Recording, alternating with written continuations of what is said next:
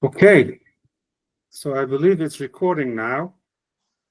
First time we're doing this. It already looks amazing. Hey,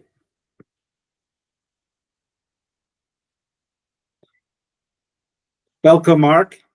Good to see you. Thank you for joining Hello, me. Mordecai. Thank you Good to for see doing you. this. Thank Yes, you. we're going to start learning Masechtas Chagigah. Masechtas Chagigah is one of the tractates of Shas. And for me, this Masechta talks about relationship. It talks about relationship between the Jews, between all people. The sages themselves share a lot, and they want to connect to us with the stories they share. And it also connects relationship between us and Hashem. The Homer Sechta talks about the times that the Yidden would go to be Oile Rego. So that's the pilgrim, right? We'll go up to Yerushalayim 3 times a year. And when we go up there, what we need to offer. So there was 3 offerings that we would bring. And one of them was called Chagigah. And that's why this Masechta is named on Chagigah. That's one of the reasons why it's called named Chagigah. Another reason could be because Chagigah means celebration, means holiday. And the whole Masechta talks about the celebrations of the 3 Yom Tovim, Pesach, Shvias, and Sukkot. And it talks about the offerings and how it would look and all the laws around it. The Masechta itself starts off the first one with has three prokem. I didn't prepare myself, so I'm just jumping everywhere. So I'm just giving an overview of the Masechta. The Masechta itself has 3 chapters, I would say, 3 prokem. The first one would be very much tailored as in the laws of who is obligated to go and how it worked, the technicalities, some story sharing in there. The second one would be relationship between us and Hashem, where we will talk a lot about Masa Merkava, which basically literal translation means the chariot that carries Hashem to where Hashem dwells, his living. And we talk about, that's the main thing of the second chapter. At the end of the second chapter, we go over to something about impurities, purities and impurities. And then all the laws, how it happens when the holiday comes around, Yom Tovim comes around, how those laws would affect what's obligation, what's not obligation, all that will be spoken about in the third chapter. I very much say that this is about relationship. And people ask me often, so why do you talk about purities and impurities when you want to talk about relationship? Where did that come into this Masechta? And my answer to that is because to have a good relationship, you need to know who your enemies are in an expression.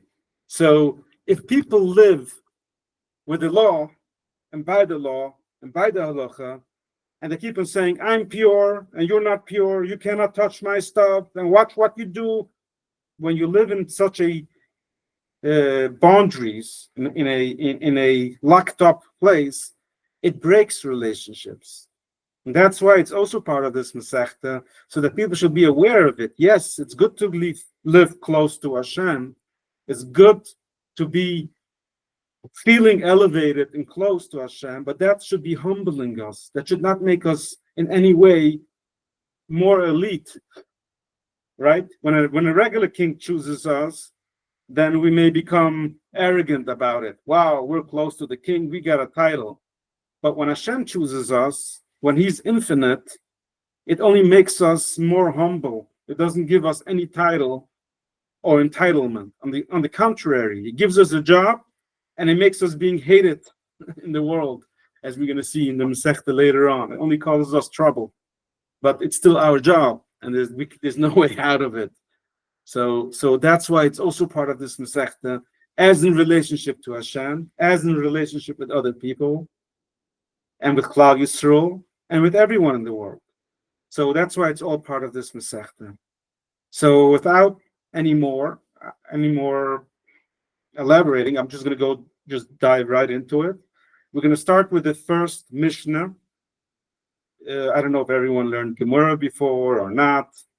So I'm just going to take a minute and explain how this works. I don't have the actual, maybe I do have the actual view of the page in the Vilna Shas, how it will look. So this will be the page of a Gemara that you would see normally. I don't know if you see it clearly or not. So in the center is the Gemara, starts off with a Mishnah, and then the Gemara right below it. On the right side is usually Rashi. I wouldn't say on the right side, it's the inner side. The inner side of the binding will be Rashi, and this will be Tosfos. And I'm going to be mentioning them a lot. I'll be mentioning both of these a lot as we move along the Masechta and bring in a lot of the ideas. So we're going to start off with the Mishnah. The Mishnah is already secondary to what we read in the Torah. Okay, so the Torah tells us that we have to go up to Yerushalayim and we cannot come empty-handed. So reading that, the question comes now, okay, so I know I have to go, but who is obligated to go? And how does it work? What do you need to bring along? All that. So the Mishnah starts right away off with saying, Hakol Chayovim Beriya. Okay, which means everyone is obligated Beriya. Beriya means to be seen. Okay. And after saying that everyone is obligated to be seen, it starts a whole long list of who is exempt. Chetz, which means exemption. Mecheresh, Shoite Vekuten. These three go many times together. Cheresh is someone who is deaf, and the Gemara is going to explain, can he talk, can he hear, or can he not, one of them, or both? Shoite is someone who is imbecile. Kuten is someone who is small, and the Gemara and the Mishnah itself would soon explain how small, how young are they, that they are exempt from the obligation of going up. Timtim and Adrogenus, the Gemara is going to explain exactly what these are. Venushim and women are exempt from the obligation. We're going to learn later that they have a mitzvah of joining, of coming, but they're exempt of the obligation. Avudim means slaves, which means slaves that have not been freed. Okay, I clicked on the text here. Just to be able to jump into Rashi, Tosfos, or from where these halachos come from, this is very nice. I'm just going to get out ahead. Okay, so and a slave that has not been freed is also exempt from having to be seen. Again, uses the language of being seen as in having to go up to the Beit HaMikdash, to the temple, to be seen. Chagigah, that's someone who is limping on a leg, or maybe missing a leg. The Gemara is going to explain exactly how far does it go. Hasima, someone who is blind, and the Gemara is going to explain blind with both eyes, blind with one eye. The Gemara is going to dissect each and every one of these exemptions to explain, elaborate on it. Vachoila, someone who is not well, someone who's sick. Vazukan is someone who's old. Someone who's too old to go. And then, after giving me this whole list of everyone who's exempt, the Mishnah also finishes off and say, and anyone who cannot go up by foot, they're also exempt. And the Gemara is going to attack this right away and say, you just gave me a whole list. Who else cannot go up by foot? Who else? What do you mean by this? Okay, so that's the Mishnah first. So that's the first section of the Mishnah. Second section of the Mishnah is now going to elaborate on when we say before a koton, someone who's small and young, he's exempt of going. So the Mishnah is going to explain who is considered a koton. How small do they have to be? So I want to just take a pause here before I go into the Mishnah. Say that is that in general we know that there is something called chinuch. There's an obligation for a father to train his kids to do mitzvahs. That's a mitzvah for the father as to being mechanech his kids. So here we know that there's a mitzvah for the parents to be mechanech their kids. But normally there's an age of when chinuch starts. So once the kid reaches 13, then that's already late, because that's when the kid already has his obligations to do the mitzvahs. He's already considered a gadol. He's not a koton anymore. But at a younger age, there's many different opinions as to when it starts. But here, this is a specialty mitzvah. This starts as a way, way younger age. This may even start before the kid has payas. Now, some people make payas at 3 years old. I mean, when the kid is really small and doesn't really even understand what the parents are doing, it's already obligation. So that's why the Mishnah starts here. Who's considered a koton? So there's an argument here between Bas Shammai and Basil. But Bas Shammai is the first one. He says, Kol sha'ayna yuchel lirkev akesayv uvav. A kid that's so small that cannot sit on the shoulder of his father, v'lalos miYerushalayim laharabayis, and his father should be able to walk with him on his shoulder from Yerushalayim to the Harabayas. That's already considered too small. A kid like that's that small, he's already considered a kotan, and he is not obligated. He's exempt from this obligation of having to go up. Basil is a little more lenient, and he says a little older age. He says, Kol sha'ayna yuchol lechos beyuda shel uviv. The kid does not have to be able to ride on the father's shoulder. No, the kid should be able to hold on to the father's hand and be able to walk himself. And the kid needs to be able to walk up from Yerushalayim to the Temple Mount, to the Harabayas, and by holding on to the father's hand, granted, that's how old the kid is already obligated, and younger than that, then he's exempt from this obligation. So seeing this, we see Basil being a little more lenient. Bas Shammai is even going at a younger age. Bas Shammai is saying the kid needs to be able to ride on the father's shoulder, which is usually smaller kid. And Basil brings an interesting remes, I would say. It's a hint in the Torah. It's not literally saying it, but it's a hint. The Torah says, Shulush Regulim.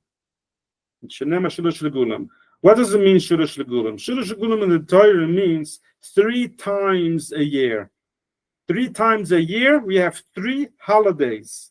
So Regulim means a regal, which means a holiday. But there's many other ways of calling a holiday. A Yom Tov. You don't need to call it Regulim, which Regulim has another translation. Regulim means a regal as a leg. A leg of a person, of an animal, it's called a regal. When the Torah says Shulash Regulim, the Torah uses a term for the holiday that could also mean feet. So Basil says, that represents that the people going up need to be able to walk by themselves. They need to have 2 healthy feet. The Gemara is going to use this later on to learn that we said before, one of the exemptions is someone who's a chigger, someone who is limping. So the Gemara is going to use the same comparison, this same hint, saying that the Torah is mentioning that they need to have 2 healthy legs. If they're limping with 1 leg, they're already exempt. And Basil is also using it to say that a child that can't walk by themselves is also exempt. So that's the second section of the Mishnah, an argument between Bas Shammai and Basil as to how young the kid is to be exempt from this obligation.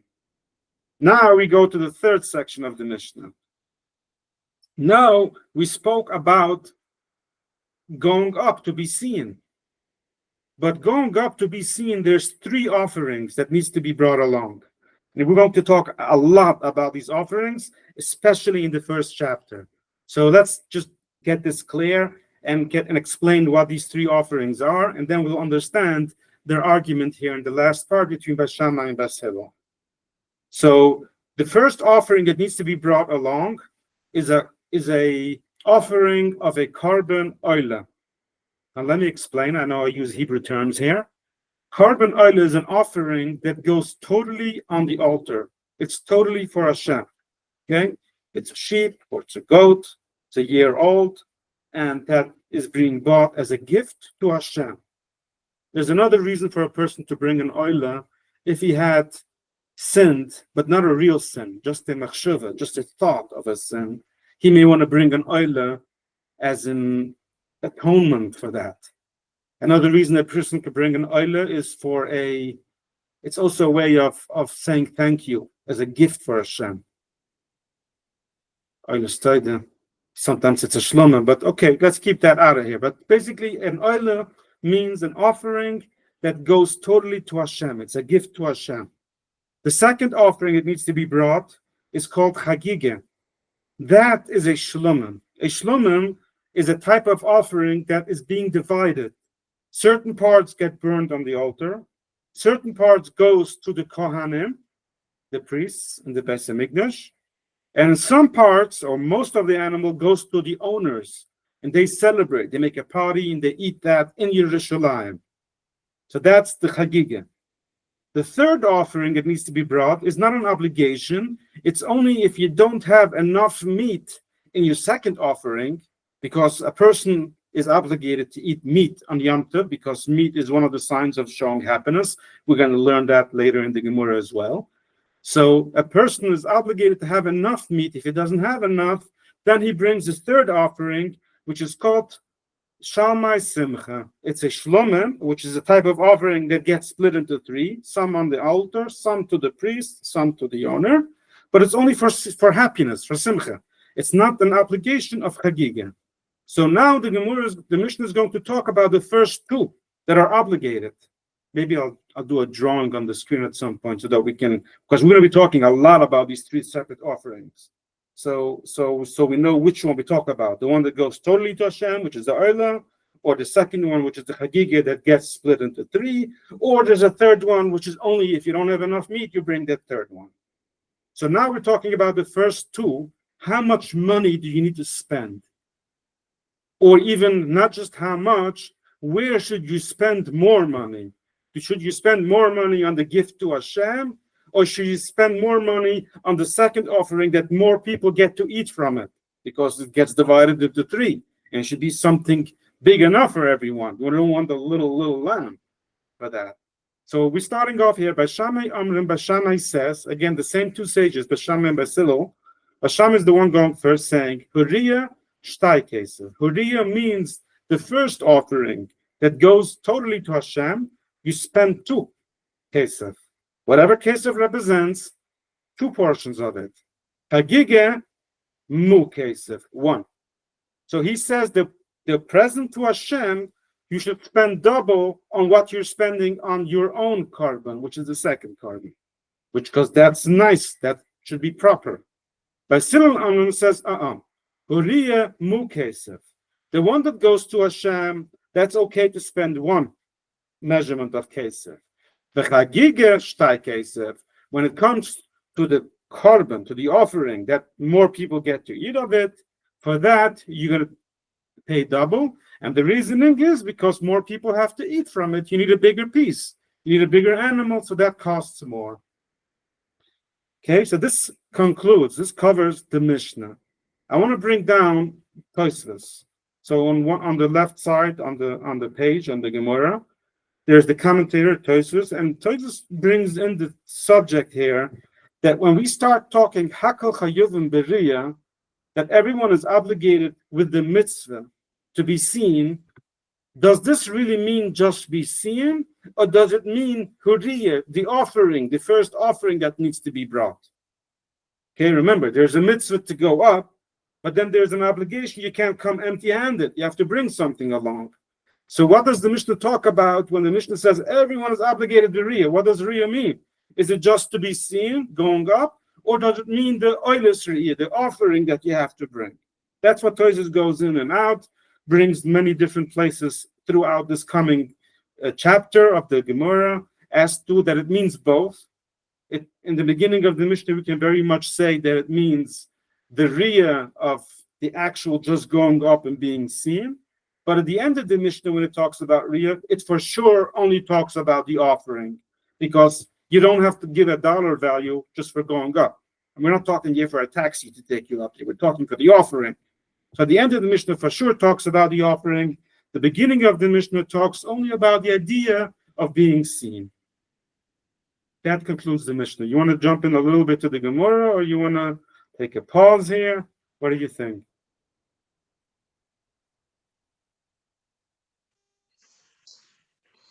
I think for today, I think we should stop here.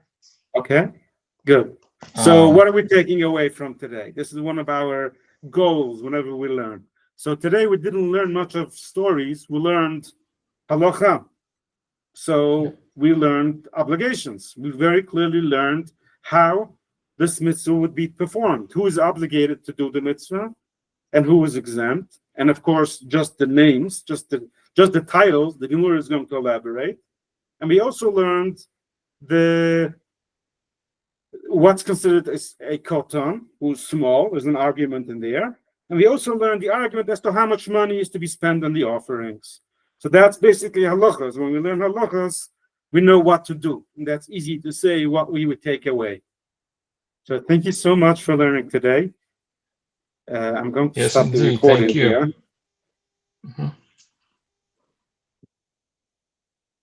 Stop recording.